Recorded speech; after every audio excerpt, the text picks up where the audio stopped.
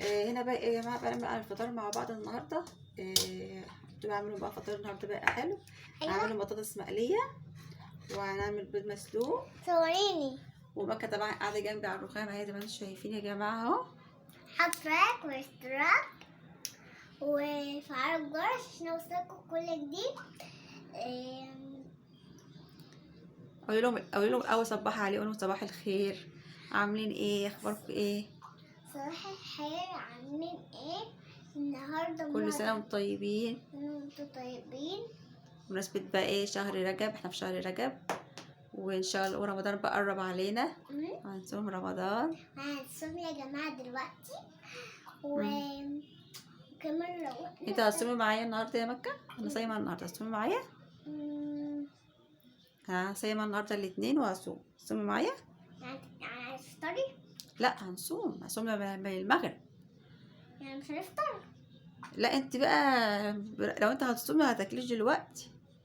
ليه؟ انا مش هفطر معاكم، وانا هعمل لكم الفطار بس مش هفطر معاكم، هفطر بقى المغرب. الصبح كده عليا يا جماعه، وعايزاكم تعملوا لايك واشتراك عشان يوصلكم كل نقشر بقى يا جماعه البطاطس، نقشرها الاول بسرعه كده. طبعا البطاطس الجديده دي يا جماعه بتبقى كلها طين زي ما انتم شايفين. نقشرها بقى وبعدين نغسلها.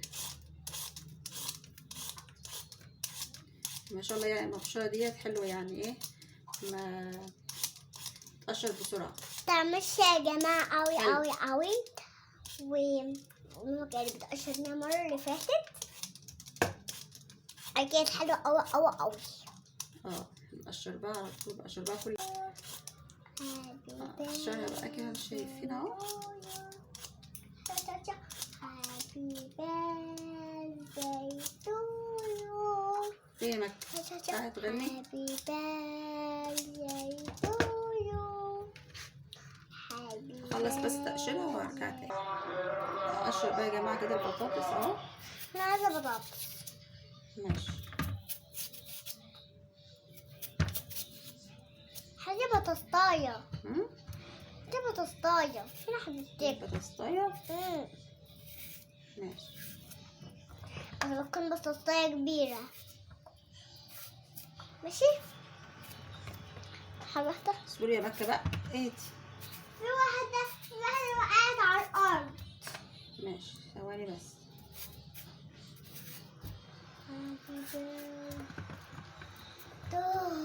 ماما انا ما باكلش من على الارض. لا طبعا ممكن على الارض ازاي يعني؟ عشان بطني ما توجعنيش.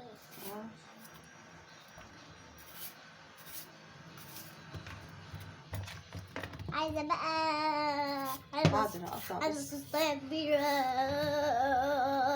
بس عايزه اقطع عشان اعمل الاياد بسرعه بطاطسيتين، علشان ندي بطاطسيتين بس الاول لاياد علشان هيروح الامتحان. امتى؟ رايح الامتحان دلوقتي. ما بتقشريها؟ بتقشريها ولا ما تستوى؟ هو هيروح الوقت الامتحان فهقطعها واقلي له بقى ايه شويه عشان يفطر هو، عشان ما يتاخرش على الامتحان. عرفتي؟ ماما قطعي الصورة دي وتسيبيني يا ماما.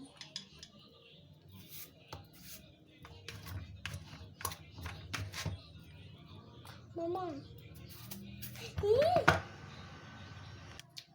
انا كمان قشرتها وغسلتها اهوت. هقلي بقى شويه عشان اياد. حط بقى يا بودي يا جماعه السلق اهو. طبعا برضو بيض برضو يفطروه شايفين. احطه بقى على النار بقى اهو بتاع الميه، ونحط بقى السلق. احط بقى ايه بطاطس هنا اهو.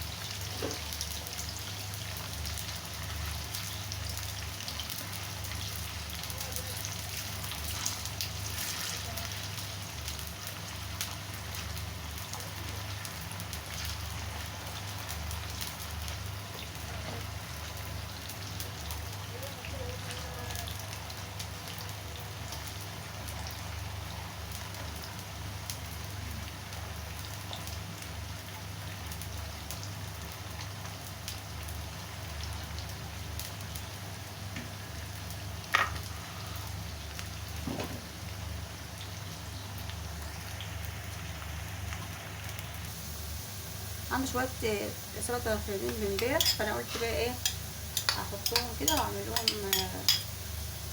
جبنه اللي هي مشكله يعني على الحاجات على الخضار ده. احط لهم بقى ايه جبنه.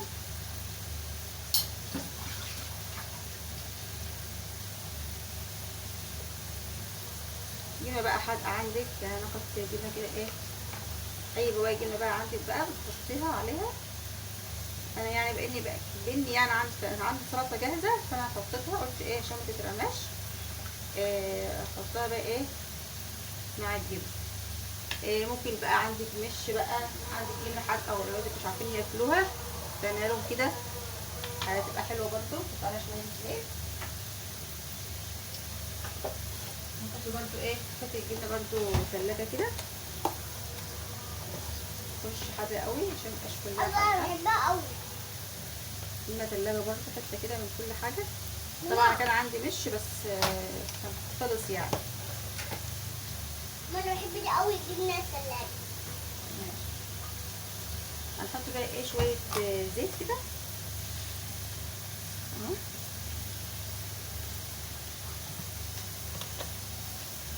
نقلب بقى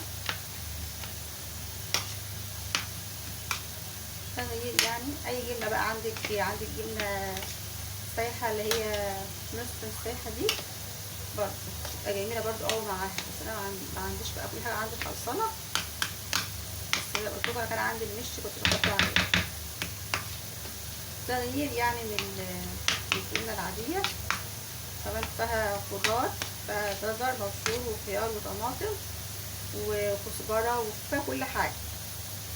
فكنت بقى ايه كانت عندنا كنا طابخين امبارح، كنا طابخين عدس وفايده مننا يعني، فقلت ايه لا انا مش هرميها وهما بيحبوا الجبنه دي كده يعني اهو. اجيب ده بابا ويحيى بصوا طعمها جميل. انتوا شايفين البطاطس لسه بتتقلى اهوت بره شراب جاي. هنطلع بقى ايه البطاطس كده زي ما انتوا شايفين.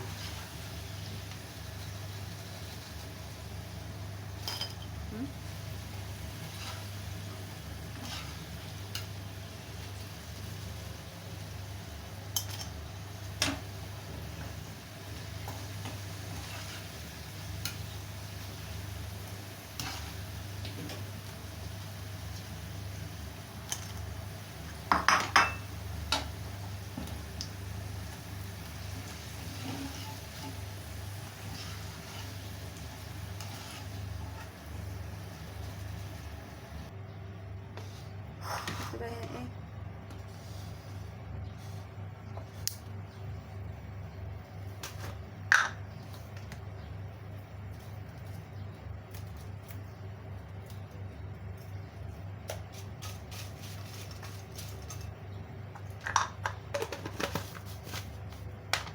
ان شاء الله طالعه جميله.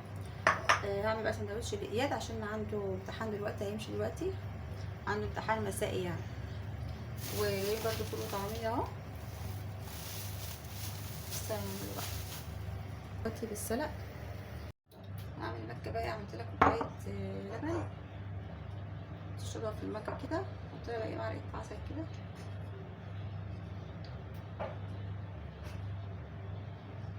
تحب ايه تشربه.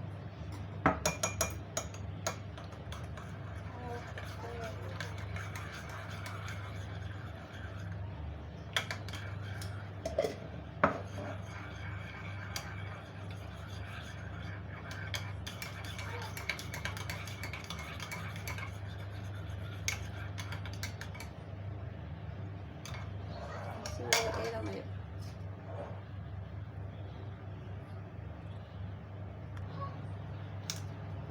اعمل بقى ايه شويتين تبقى السكر.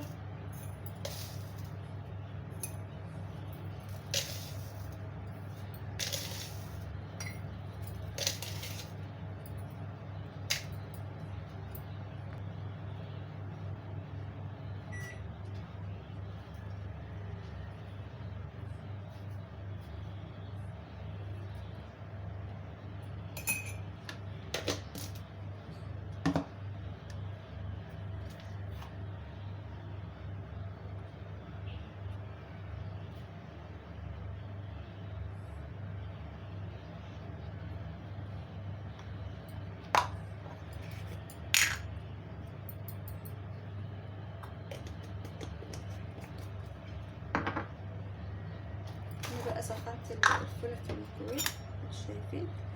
احط بقى هنا ايه ملح، مش عارفه بقى هو عايز ملح كده بقى ايه زيت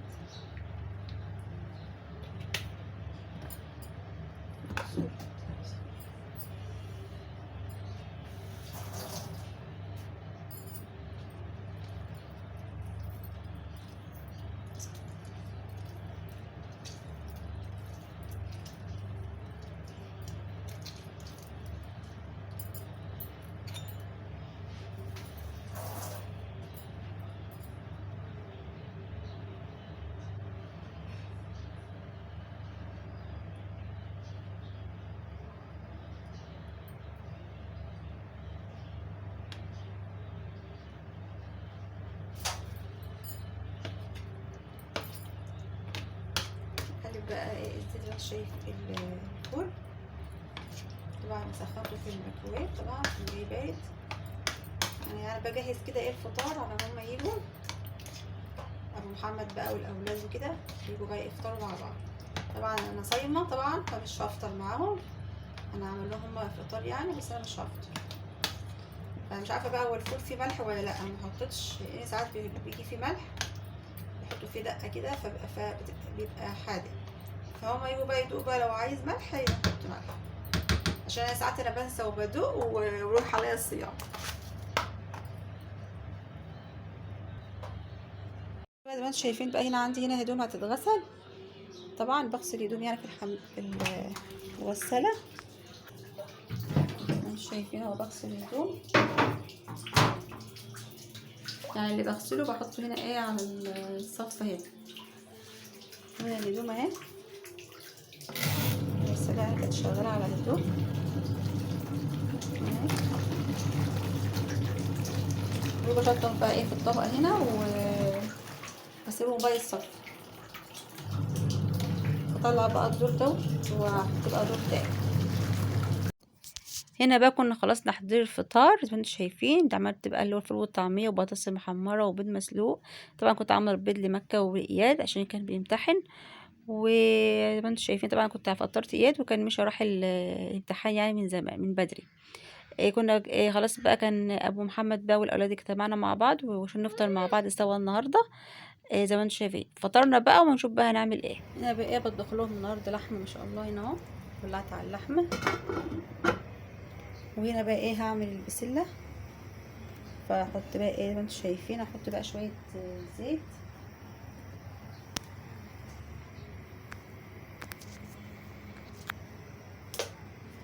احط شويه زيت كده.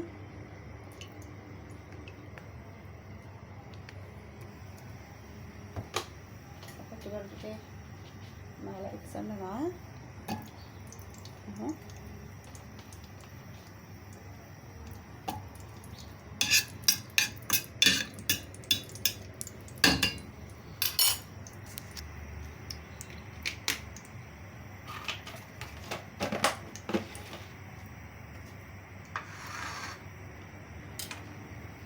احنا بس لما السمنه تسيح كده وننزل ايه بالبصل. احط بقى ايه البصل اهو.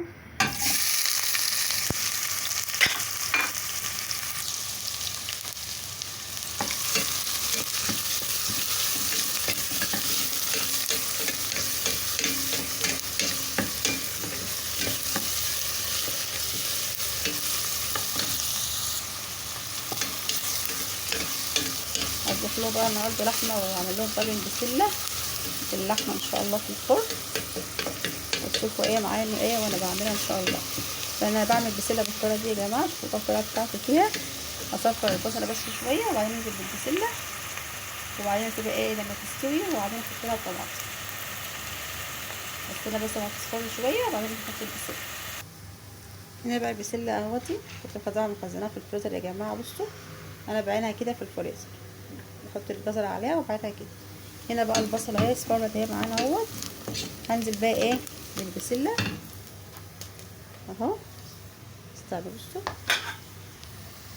هنضيف البسله اهو كلها ان شاء الله. هقلبها بقى مع البصل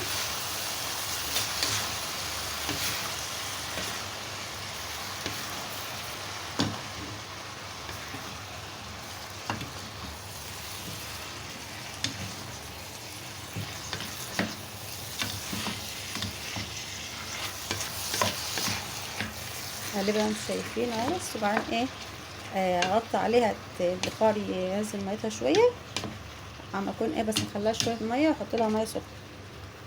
ما احطش الطماطم ميتها خالص يا جماعه. لما استوت يعني دخلت في السوا كده، فاقوم بقى ايه حط لها الطماطم. لو انت حطيت لها الطماطم قبل ما تستوي هتطول معاكي مش هتستوي معاكي بسرعه. انا بسويها الاول مع البصل وبعدين احط لها الطماطم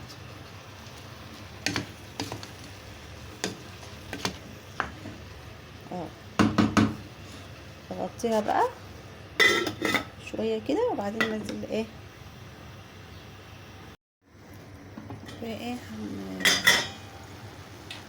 هنسيب بقى بالبخار شويه اهو. انزل بقى عليه ايه الميه السخنه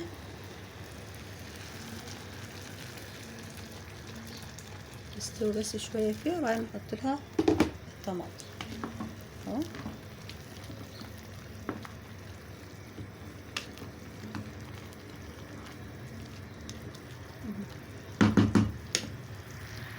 فيها شويه طماطم وشويه ميه كمان، وبعدين بقى ايه هنغطي عليها ونسيبها ايه اما تستوي شويه. بعدين الطماطم بقى هنا اهوت انا مجهزاها اهو في الخلاط، بس لما اجي احطها بقى اصفيها.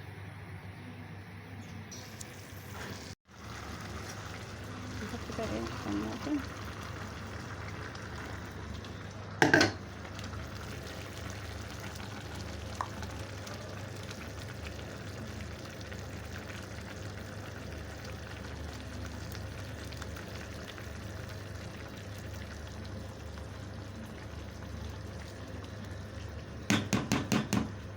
اصفي بقى الطماطم كلها وارجع تاني. وبتاع الطماطم اهو يا جماعه اهو. بصوا اسمها هتتسبك، مش هحطها في الطاجن دلوقتي خالص كل ما تتسبك. هنحط بقى الملح اهو.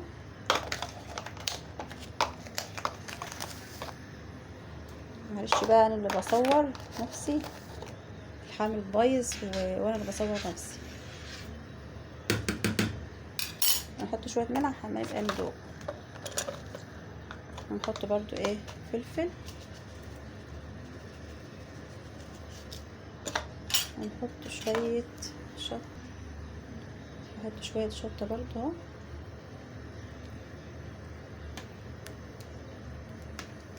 نقلب بقى ايه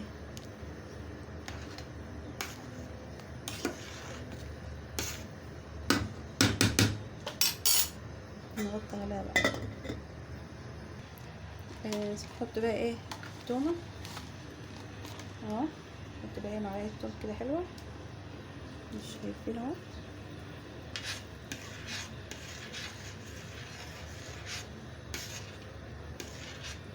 بس كده خلصنا ايه البسله وايه وما تتسبك بقى شويه، وبعدين نحط لها بقى نحطها في الطاجن بقى مع اللحم، نحطها في الفرن بقى شويه.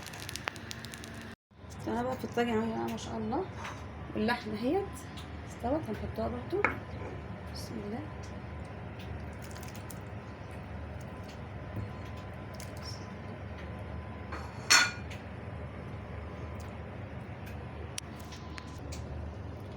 ننزل بس اللحمه كده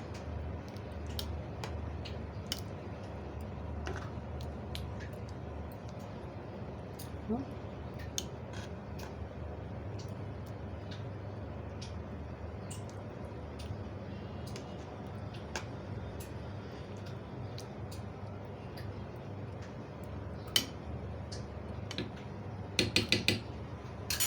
نحطها بقى في الفرن. انا بقى ايه ولعت على الرز اهو.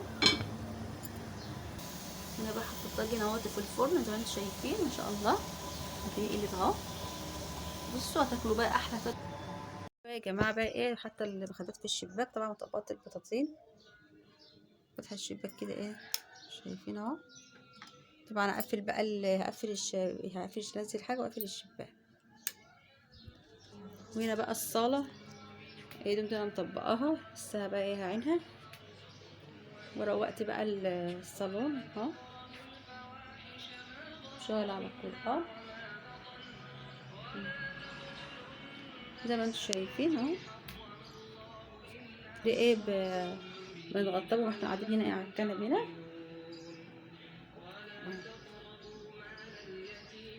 الهدوم دي قلت لكم ايه لسه هطبقها، لسه هعينها يعني. زي ما انتم شايفين عندنا برضو ايه الهدوم دي عايزه تطبق كده 12.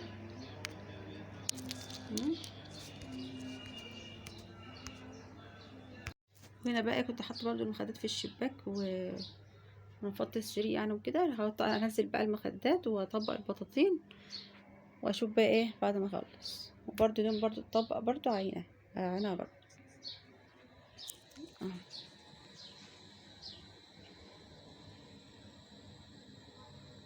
وبعد ما خلصنا بقى غسيل هدوم في الغسالة. ده كنت بقى ايه، كان عندي شوية هدوم في الأول، هدوم بيضة نشرتها في الشباك هنا في الصالة هنا، وبقيت الهدوم بقى طلعنا بقى على السطح زي ما انتم شايفين. طبعا الهدوم مش هتقضي ان كمية هدوم كتير، يعني عايز اقول لكم الهدوم ما بتخلص. عملت بقى المنشر دوت لسه عاملاه جديد بقى، زي شلت الحبال القديمة عملت حبال جديدة. فالمنشر بقى حلو وايه بقى مرفوع كده. كان الأول كان خلاص كانت قطع بقى وكانت اتبهدل، فجبت لهم حبال جديد. وجبت مشابك برضو جديدة برضو، لان كانت المشابك اللي عندي كانت ضاعت. وهنشر بقى ايه بقية الهدوم هنا فوق يعني ايه، عشان طبعا الشباك مش هيقضي. فطبعا الجو انتوا عارفين بقى شتا، فالهدوم بتبقى تقيلة، فالشمس كمان مش قوي، فالهدوم يعني ايه بتغيب لما بتنشف. فبطلع بقى انشرهم بقى على السطح عشان إيه تعرفين هدوم الشتا بتبقى تقيلة عن هدوم الصيف. فهنشر بقى هنا، وهنشر برضو هنا برضو في وسط السطح، برضو عاملة حبال بنشر في وسط السطح هنا وبنشر لبره. عشان الهدوم بتبقى كتير. وهنا كمان ما بيكون في وسط السطح بتنشف بسرعة. زي ما انتم شايفين كنت خلاص بقى نشرت. طبعا اللي كان بيصورني ساعتها كان ابن اختي اللي كان واقف معايا وكان بيصورني. نشرت بقى، حتى الشرابات حطيتها هنا، كان عندي طبلية هنا قديمة بنشر عليها الشرابات عشان تنشف بسرعة. وانا كنت خلاص اهوت الهدوم. هنزل بقى نشوف بقى هنعمل ايه، نكمل بقى روتيننا، ونشوف بقى نعمل بقية اليوم ايه، نكمل بقية الغدا بتاعنا بقى ونشوف هنعمل ايه. ده بقى الطاجن بعد يا جماعة بعد ما خلص ما شاء الله. بصوا بعد ما طلع من الفرن، طبعا ولعت عليه الفرن من تحت، وبعدين ولعت عليه تحت الشوايه، اخد وش تحمير خفيف كده من فوق. وهتاكلي بقى احلى طاجن بسله باللحمه، احلى ما تعمليها في الحل. جربي بقى الطريقه اللي انا عملتها معاكم في الفيديو النهارده وقولوا رايكم. بصراحه احنا كنت بعمل اول بسله عادي في اللحمه، طعمها مختلف جدا في الحله عن في الطاجن بتاعه مختلف جدا. وهنا بقى خلاص كنت غرفنا الاكل اهو زي ما انتم شايفين. وزوقت لهم بقى الرز، عملت لهم ورده كده الشكل الجميل دوت. ودي الشوربه الجميله بتاعه اللحمه. وده غدانا النهارده يا جماعه، وده الروتين بتاعنا النهارده. يا رب الفيديو يكون عجبكم والروتين بتاعي يكون عجبكم ومشجع. ومتنسوش بقى باللايك والاشتراك وتفعيل الجرس عشان يوصلك كل جديد ان شاء الله. والسلام عليكم ورحمه الله وبركاته.